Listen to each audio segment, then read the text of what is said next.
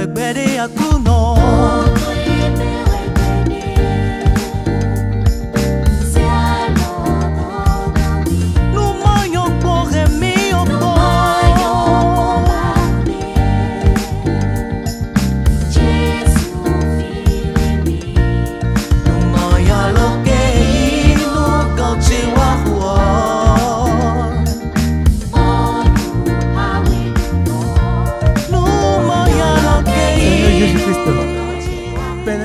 Père miséricordieux, nous te remercions.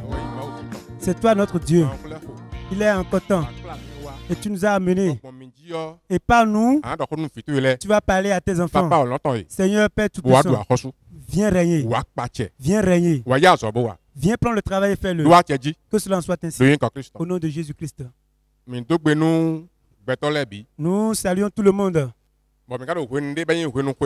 Et nous sommes en une période de fête. Et nous vous saluons, nous vous souhaitons une bonne heureuse année. Que le Seigneur soit avec vous. Que le Seigneur vous bénisse et vous protège. Que le Seigneur vous bénisse. Au nom de Jésus-Christ. Si nous sommes venus devant vous, ce qui est capital, c'est que Dieu a aimé les hommes. Et il voudrait les avertir à propos de beaucoup de choses. C'est pour cela qu'il nous amène. Parce que nous sommes sa créature. Et il doit faire de nous ce qu'il veut de nous. Aujourd'hui maintenant, il veut prendre par nous pour vous adresser un message. Que le Seigneur vienne en aide. Alors là, pour ne pas tarder, le sujet que nous allons méditer ce matin, c'est intitulé Que faire pour elle? Que faire pour elle? Que faire pour elle? Que faire pour elle? C'est extrait du livre de Rois. 2 Rois 4. Deuxième Roi chapitre 4. 11. À partir du 11e verset. 14. Jusqu'au 14e verset. La lecture. Élisée étant revenu à Sunem, se retira dans la chambre autre et y coucha. Il dit à Géasi son serviteur: appelle cette Sunamite. Géasi l'appela et elle se présenta devant lui. Et Élisée dit à Géasi: dis-lui, voici, tu nous as montré tout cet empressement. Que peut-on faire pour toi? Faut-il parler pour toi au roi ou au chef de l'armée? Elle répondit: j'habite au milieu de mon peuple. Et il dit: que faire pour elle? Géasi répondit: mais elle n'a point de fils et son mari est vieux. Que le Seigneur nous vienne en aide. Cette parole, nous savons que c'est une interrogation, c'est une question. Dans ce monde, il y a bon nombre de choses qui se passent. Les choses qui se passent, qui arrivent, c'est ça qui demande que l'homme se pose à lui-même des questions. Ou soit il pose des questions à quelqu'un d'autre. C'est pour cela, cette parole, qui est une interrogation, c'est quelque chose qui s'est passé. Et la parole est sortie. Que le Seigneur vienne en aide. Sur cette terre, les choses qui se passent, c'est sous deux formes. Sous deux formes. Il y a les choses mauvaises qui se passent et les choses bonnes aussi. Les bonnes choses qui se passent. Les mauvaises choses qui se passent. Et quand ça se passe, la personne sur qui cela est arrivé, il pose des questions. Ou soit il pose des questions à autre personne. C'est une bonne chose qui s'est arrivée, qui s'est passée sur lui. Une bonne chose. Il y a encore de bonnes choses qui se passent. Il y a encore de bonnes choses qui se passent. Et l'homme se pose des questions. Ou soit il pose des questions à une autre personne par rapport à ce qui s'est passé. Donc nous allons prendre les deux côtés. Tous les deux. Premièrement, ce sont les mauvaises choses qui se passent. Il y a certaines personnes. Ils sont deux. C'est dans la Bible que cela s'est passé. Le premier s'appelle David. Et le second s'appelle Uri. David, il est un roi. Il est un roi des enfants de Dieu. Et Uri, lui, Uri est un compatriote de David.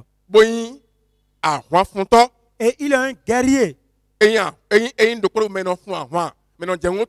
est parmi les guerriers qui défendent le pays.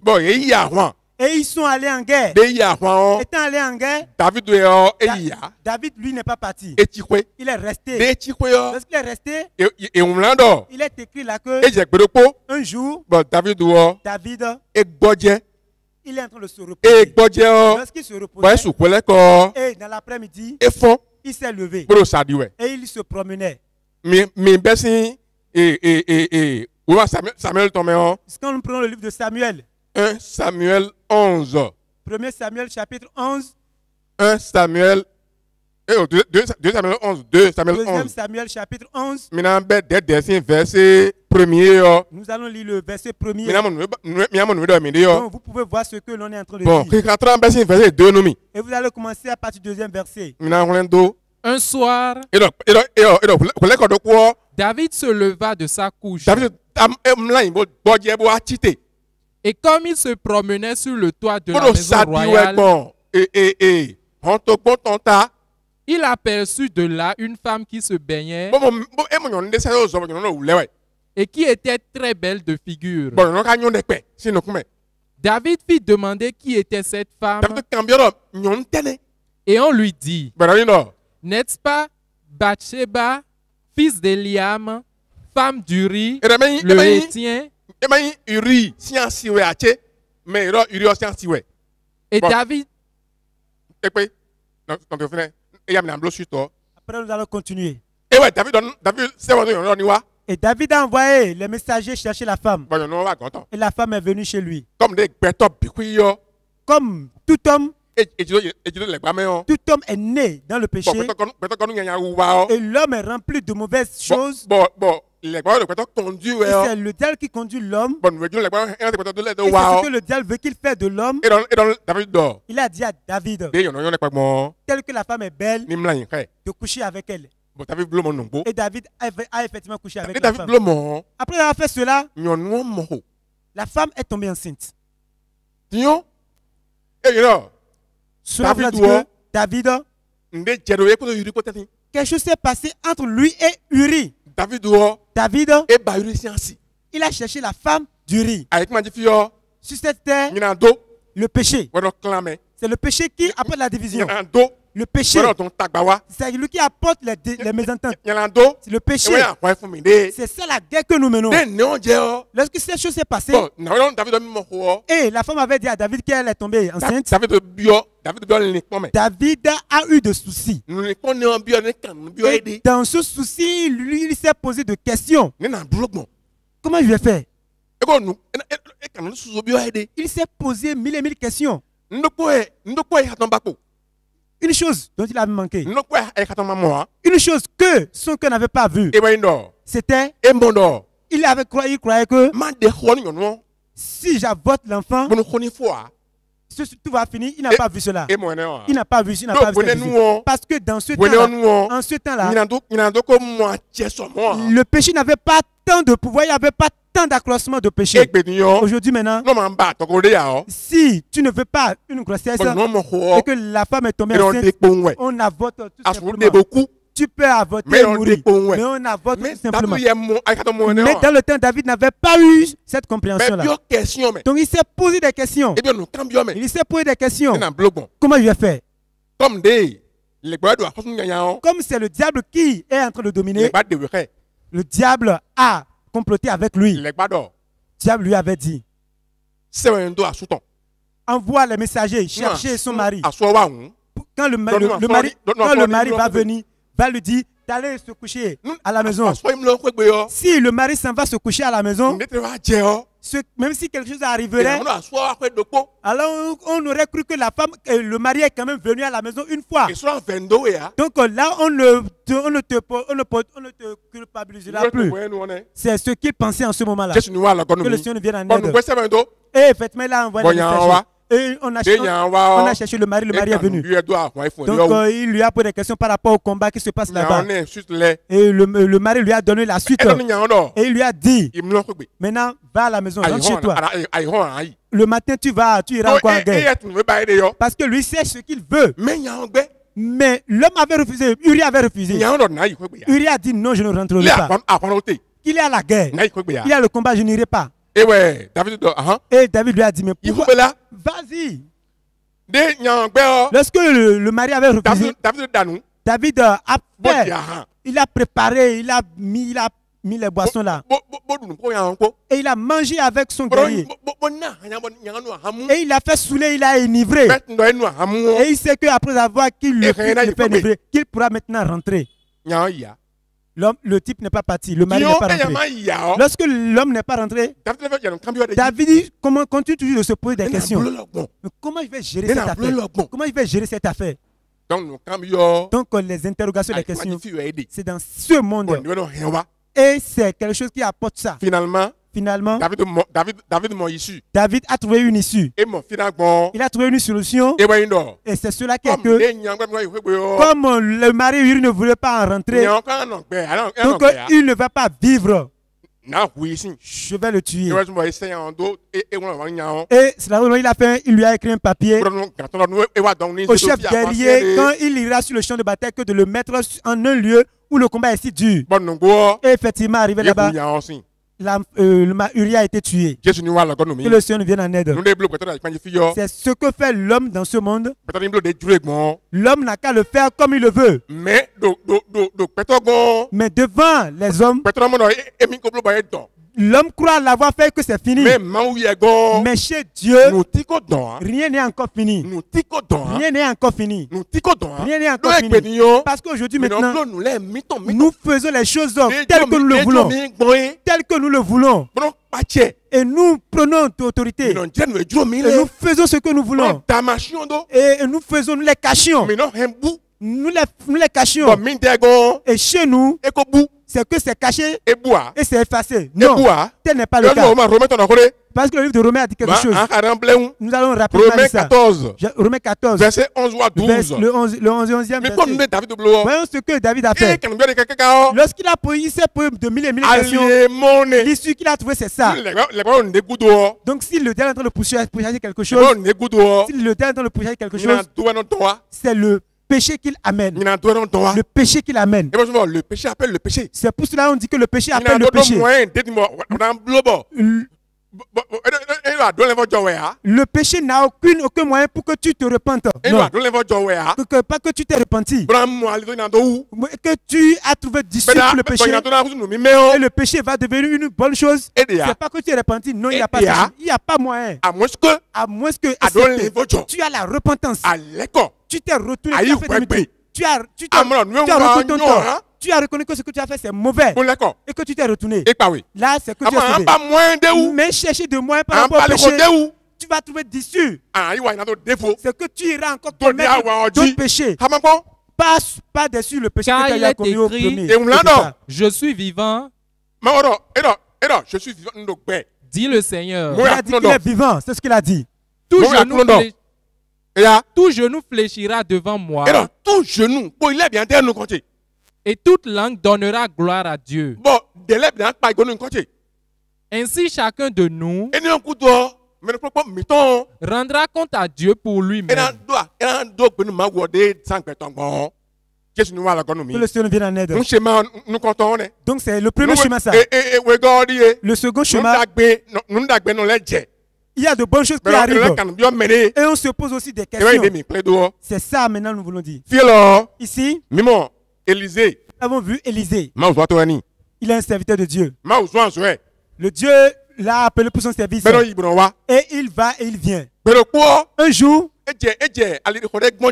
il commence par prendre quelque part un chemin. Et il pratique habituellement ce chemin-là. Il y a une femme qui est sur la Sunamite. Qu'on appelle la Sunamite, la femme Sunamite. La Sunamite. C'est son pays, sa localité qui s'appelle Sunam. Et elle est de cette localité-là. La femme ne connaissait pas Élisée. Élisée non plus aussi ne la connaît. Mais comme la femme est un enfant de Dieu, il y a quelque chose qui lui dit dans son cœur de faire de bonnes choses à l'endroit. Que cet homme-là, il faut travailler avec lui. Il est un homme de Dieu. Il travaille avec lui. C'est pour cela les enfants de Dieu, ils travaillent, ils font le service avec le serviteur de Dieu. Ce sont eux qui travaillent avec le serviteur de Dieu. Les enfants de Dieu. Parce que dans l'église, il y a bon nombre de personnes. Mais tout le monde ne sont pas les enfants de Dieu. Mais si la personne est enfant de Dieu, il va aider le serviteur de Dieu dans sa mission. C'est ça cette femme. Elle a un enfant. Qu'est-ce qu'elle a fait? La femme, lorsqu'elle a vu Élisée, elle voit que je vais partager, je vais bénéficier des richesses célestes avec lui. Commençons par du 8e verset. Un jour, Élisée passait par Sunem. Il y avait là une femme de distinction qui le pressa d'accepter à manger. Et toutes les fois qu'il passait, il se rendait chez elle pour manger.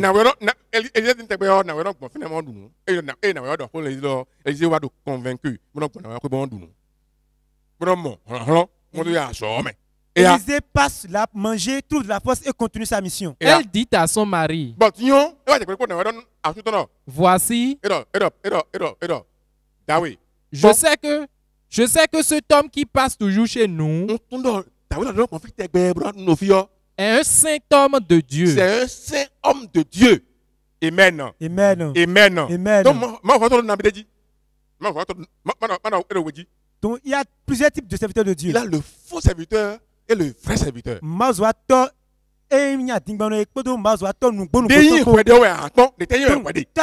Lequel es-tu parmi ces deux? Élisée ici, c'est un saint homme de Dieu. Il est un saint homme de Dieu. Je ne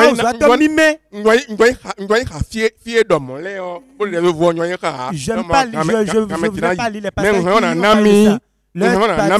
Mais nous allons continuer. Ézéchiel 22. Ézéchiel 22. Je peux vous donner Ézéchiel 22. Verset 26, 28. Ézéchiel 22, verset 28. Donc il y a deux types de serviteurs de Dieu. C'est pour cela. Aujourd'hui maintenant, l'évangile est troublé.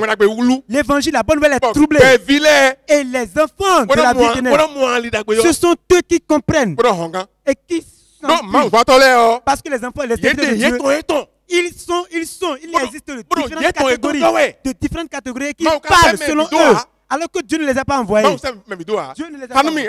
Allons-y, lisons le passage. Ces sacrificateurs violent ma loi. Ils ont dit que ces serviteurs de Dieu violent la loi de Dieu.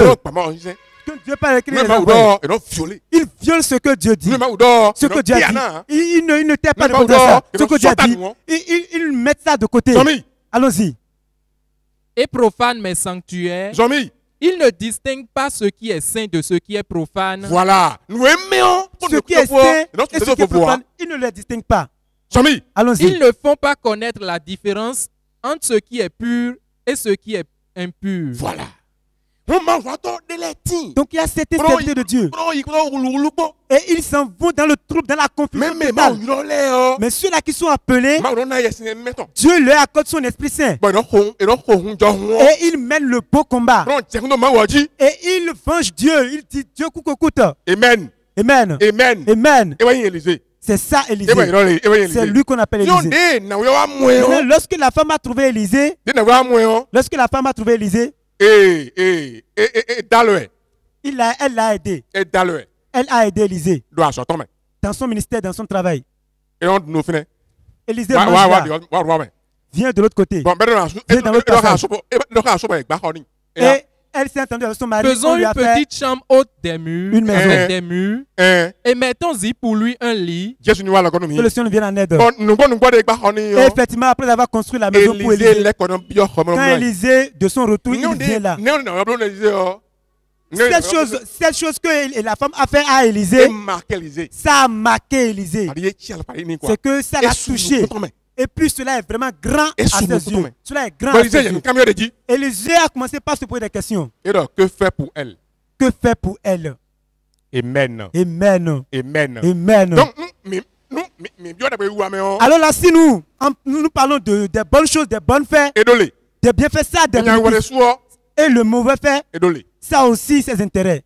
Eh ouais. C'est ça. Cette femme, elle n'a jamais enfanté. Elle n'a jamais enfanté. Élisée l'a appelé. Il dit, viens. Elle est allée chez lui. Elle a dit, j'ai entendu que tu n'as jamais enfanté. À l'année prochaine, tu vas donner naissance. Et elle est déjà âgée. Et son mari aussi est âgé. Mais elle n'a jamais enfanté. À cause de cela qu'elle a fait, Élisée a prié pour lui. Il lui a demandé l'enfant. Et effectivement, le passage nous a expliqué qu'elle est tombée enceinte et qu'elle a enfanté. La femme, elle a enfanté. Amen. Amen. Amen. Amen. Que le Seigneur vienne en aide. Lorsqu'elle a mis au monde un enfant, cela signifie que voilà ce qu'elle a fait, c'est son intérêt. Il a bénéficié de son acte, de la bonne chose qu'elle a faite. Parce que le passage explique que dans le verset 17, lisons le pouvoir. Cette femme devint enceinte et elle enfanta un fils à la même époque. Voilà. Que le Seigneur vienne en aide. Donc le bienfaiteur de Élisée aussi lui a fait quelque chose pour pouvoir la marquer. Maintenant, venons chez nous les hommes. Nous aussi, nous avons un bienfaiteur. C'est lui le créateur. C'est lui qui nous protège. Pendant 12 mois. C'est lui qui nous protège. Il nous a protégés. Pendant 12 mois. C'est lui qui nous a protégés. Pendant 12 mois. Nous sommes tombés malades. Mais il n'a pas permis à ce que nous sommes morts. Nous avons pris par le bon nombre de lieux. Mais il nous a gardés en paix. Maintenant. On l'appelle le bienfaiteur des bienfaiteurs. Il est le bienfaiteur des bienfaiteurs. Le souffle qui est en toi, c'est à lui que cela appartient. S'il dit que c'est un assez, c'est que c'est un assez. Mais il t'a gracié, il t'a fait grâce. Il t'a encore donné ce moment. Et tu as vu l'année 2021. Maintenant, qu'est-ce que tu voudras lui faire? Qu'est-ce que tu veux faire à Dieu, à ton Dieu? Parce que Élisée, lorsque la femme lui a fait du bien, il a dit, qu'est-ce que je vais lui faire maintenant? Maintenant toi, lorsque Dieu t'a fait du bien et qu'il t'a sauvé et qu'il t'a donné la femme, il t'a donné l'enfant et qu'il t'a amené à la sorcellerie, maintenant qu'est-ce que tu veux lui faire en retour? Voilà la question. C'est là la question. Nous avons une manière en Afrique. Nous avons une manière de faire en Afrique. C'est que si le Dieu nous fait quelque chose, nous prenons et nous s'en allons remettre les idoles. Nous prenons l'action de grâce de Dieu et nous remercions les idoles, les fétiches. Là, cela est appelé l'ingratitude. Cette année, repens-toi. Repens-toi. Repens-toi de ton ingratitude. Parce que, effectivement, les fétiches, les sorcelleries, ce ne sont pas ces choses-là qui vont te sauver. Mais celui qui a créé le monde et que tu vis pour lui, c'est lui qui te sauve. C'est à lui que tu dois remercier. C'est à lui que tu dois rendre grâce. Et ce que Dieu veut dans son action, c'est que tu te retournes vers lui. Tout ce que tu as, tout ce que tu es, que tu sois que tu sois un esclave, que tu sois un riche, que tu sois pauvre, Dieu a dit de venir afin de vivre pour lui. C'est ça l'action de grâce la plus grande. Ne prends pas l'action de grâce de Dieu et que tu le donnes aux idoles, aux ferrailles. Non, du tout pas. Avec les fétiches, les charlatans. Dieu ne veut pas ça. Dieu ne veut pas. C'est pour cela. Il t'a laissé ce moment. Il t'a laissé ce jour. Il t'a laissé ce moment. Pour ta repentance. Deuxième Pierre 3. Deuxième Pierre chapitre 3. Deuxième Pierre 3. Verset 9. Ne pense pas que tu es si sage, que tu as de la force, que tu as de l'argent, et c'est pour cela que tu vis. C'est la miséricorde de Dieu. C'est l'amour de Dieu. Parce qu'il veut que toi, l'œuvre salvatrice que Christ a fait, l'œuvre salvatrice, que cela n'aille pas en vain. Il veut que le sang qui a été coulé, que cela aille en vain. Amen. Amen. C'est pour cela. Il continue de t'appeler. Lisons-le. Le Seigneur ne tarde pas dans l'accomplissement de la promesse. On a dit que Dieu, ce qu'il a dit, la promesse qu'il a faite, il ne va pas manquer de l'accomplir. Allons-y. Comme quelques-uns le croient. Comme tu le crois. Mais il use de patience envers vous. Mais voilà ce que Dieu a fait. Il est en train de se patienter. Il est patient à cause de moi. Toi qui as écouté n'importe où tu sois. Dieu est patient envers toi. Pourquoi? Ne voulant pas qu'aucun périsse. Il ne veut pas que tu périsses. Il ne veut pas qu'aucun périsse. Tu ne vas pas périr. Tu n'iras pas en enfer. Allons-y. Mais voulant que tous arrivent à la repentance. Il veut que tu te repentes. Que tu te fasses demi-tour de tes mauvaises voies. Que tu quittes les ténèbres. Afin d'avoir la vie. Pour cela, une fois encore, nous vous disons, venez à Jésus-Christ. Jésus-Christ ne vous veut pas la mort. Jésus-Christ ne vous veut pas la mort. Il est appelé le bon Dieu. Le Dieu d'amour. Si tu viens à lui, il va te sauver. Ne permets pas à ce que tu rates cette chance-là. Que le Seigneur soit avec toi. Au nom de Jésus-Christ. Seigneur Jésus-Christ. Nous te remercions. Tu es un Dieu, un bon Dieu. Et nous avons confiance que les hommes, que tu ne leur veux pas la perdition. Viens régner. Viens régner. Afin que tes enfants, lorsqu'ils écoutent cette parole, Papa Céleste, viens qu'ils viennent. Que cela soit pour que la parole, au nom de Jésus. Au nom de Jésus.